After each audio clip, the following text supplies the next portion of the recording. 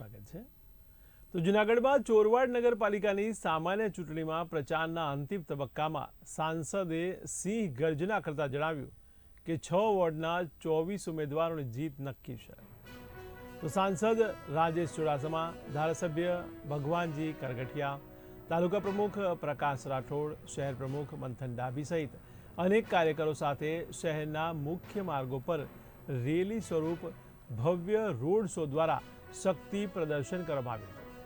તે સાંસદ રાજેશ ચુડાસમા દ્વારા ચૂંટણી પ્રચારમાં હુડો હુડોનો નારો લગાવ્યો હતો। ત્યારે સ્થાનિક પ્રજાનું લોકનૃત્ય હોય અને તેને ઇન્ટરનેશનલ લેવલ સુધી લઈ જવાની નેમ વ્યક્ત કરવામાં આવી હતી। તો શહેર પ્રમુખ દ્વારા ચોરવાડ શહેરમાં પણ ભાજપ શાસિત નગરપાલિકાની બોડી આવે અને શહેરના વિકાસની નવી ગાથા લખાય તેવી નેમ સાથે જીતનો હુંકાર કરવામાં આવ્યો હતો। તો આ તકે કોઈ અનિચ્છનીય બનાવ ન બને અને કાયદો અને વ્યવસ્થા જળવાઈ રહે તે માટે એક ડીવાયએસપી અને પીઆઈ સહિત પોલીસ સ્ટાફ દ્વારા ચુસ્ત બંદોબસ્ત ગોઠવવામાં આવે છે।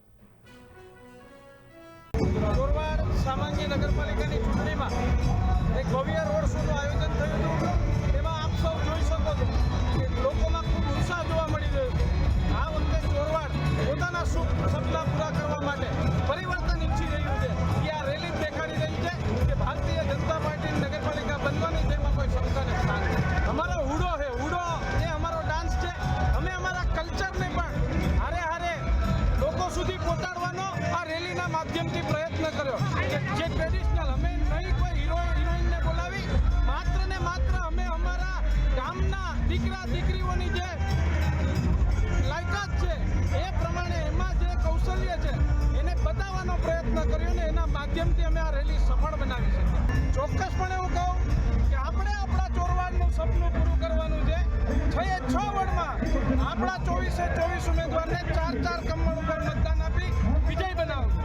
ભારતીય જનતા પાર્ટીની સાંસદ શ્રી રાજેશભાઈ ચુડાસમાના માર્ગદર્શન અને આગેવાની નીચે જે આજે મહારેલી નીકળી છે એમાં લોકોનો ઉત્સાહ અને જે મોટી સંખ્યામાં લોકો આજે ઉપસ્થિત થયા છે અને એમનો અનેરો ઉત્સાહ જોઈને એવું લાગી રહ્યું છે કે ભારતીય જનતા પાર્ટીના 24 ઉમેદવાર ખૂબ મોટી માર્જિનથી જીત મેળવી અને ચોરવાડ નગરપાલિકા આ ભારતીય જનતા પાર્ટીની બોડી બનવા જઈ રહી છે। ચોરવાડનું એક પ્રખ્યાત કલા નૃત્ય રાસ છે જે વિશ્વ લેવલે એનું નામ છે।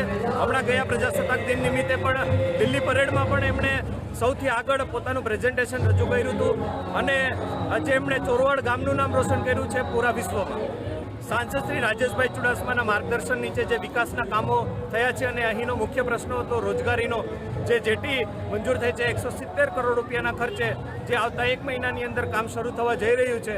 તો જે રોજગારી અહીંના લોકોને મળવાની છે, જેનો કાયમી ઉકેલ રોજગારીનો આવવાનો છે અને વિકાસના કામો જે લોકોની વચ્ચે અમે સાંસદ શ્રી રાજેશભાઈ ચુડાસમાએ પોતાના માર્ગદર્શન દ્વારા અને આવડતથી જે લોકોની વચ્ચે મૂક્યા છે એ કામોના આધારે અમે લોકોની વચ્ચે મત માગવા નીકળ્યા છે અને અમને સંપૂર્ણ વિશ્વાસ છે કે અમારા 24 ઉમેદવાર ભારતીય જનતા પાર્ટીના ખૂબ મોટી માર્જિનથી વિજયી બનવાના છે।